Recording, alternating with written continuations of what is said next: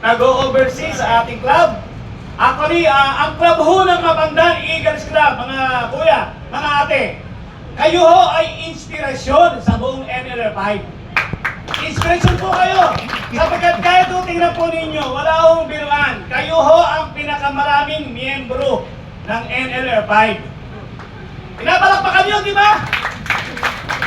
Sino ang excited dito? Na uminom na mamaya? Excited na ba? So yun po, Kuya Gob, ano? Nauna tuloy akong nagsalita kasi nauna akong dumating, ano po. So mga kapatid, nabanggit sa akin ni Kuya Robert na ikwento ko daw sa inyo yung tungkol sa nangyari sa national election. But for that, gusto ko lang tingnan yung nakita ko sa tingnan nyo eh. Ate Olive, napakaganda nung naging tema natin, Team Unity in Service promotes and preserves the environment through strong brotherhood. Alam niyo ba, doon sa unity, gusto kong makita ninyo, magbigay lang ng kaunting salita. Sa unity, it requires cooperation. It requires participation. Para ho ma-develop at magkaroon ng unity, dapat ang isa sa atin nakikipag-participate po. At kapag tayo ay nagpa-participate, lalo na sa mga activities ng inyong club, ng ating club, ma-attend tayo sa mga gawain, nakikita natin, nakikilala natin ang bawat isa, nalalaman natin kung ano mga problema na ipapahayag natin at tutulungan natin sila. Kapag hindi ka dumadalo sa mga activity, paano malalaman yung problema natin? Kapag lagi kang present sa mga activities ng club, nadidevelop yung tinatawag na harmonious relationship. And because of that, nagiging maganda tayong patotoo at napopromote yung strong brotherhood. Tama ko ba, which is our guiding principle, tayo po ay narito to develop yung tinatawag na strong brotherhood. So, as I've said kanina, ang Mapandan Eagles Club po ay inspirasyon ho sa amin sa NLR5. Kaya magpatuloy ho kayo sa inyong mga ginagawang mabubuting bagay sa NLR5. So ngayon, magkukwento na ako. Ang kwento ko yung mga isang, okay lang ba? 30 minutes? 30 minutes po ako magkukwento. Nais ko ikwento yung nangyari ho sa national election.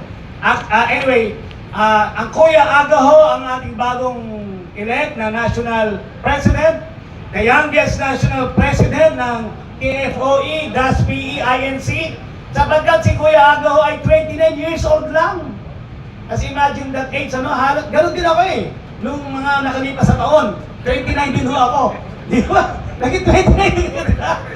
Pinakabatang national president, meron ho siya, katatawag lang kanina, nasa Congress, marami ho magbibigay ho ng video message sa inyo through Kuya Gob, hindi ko alam kung saan papalabas si Kuya Gob yun, baka sa CNN. Wala naman sila slide, di ba? Marami ho, even yung ating, maraming sinabi sa akin si Kuya Gob na bumabati ho sa inyo through the effort of Kuya Gob. Palakpakan niya si Kuya Gob. Kaya Kuya Gob, magandang sila ng ID,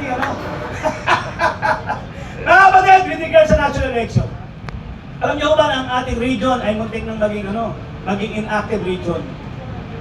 Dahil sa mention ni Kuya Robert, because of yung renewal ng ID.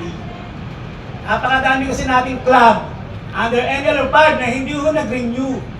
Salamat na lamang po, nagpapasalamat ang Kuya Aga sa Mapandan Eagles Club sapagkat lahat ho ng mga na-renew ang inyong mga ID, even sa Gunek, at sa Guhek, at maging sa aming mga taga-Gunek, Nuevo Ecija, sa tsaka 100 Island,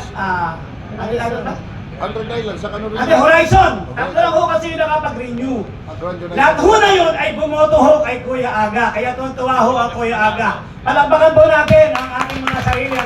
Lalong-lalo na ang Mapandan Eagles Club. Napakadami po ninyo. At pinakita kay Kuya Aga, eto ho ako yung mga bumoto. Nabasa ho niya yung mga pangalan ninyo. At nagpapaabot ho siya ng pagbati at mula sa kanya, happy anniversary. At may video ho siya na ipapanood siguro mamaya.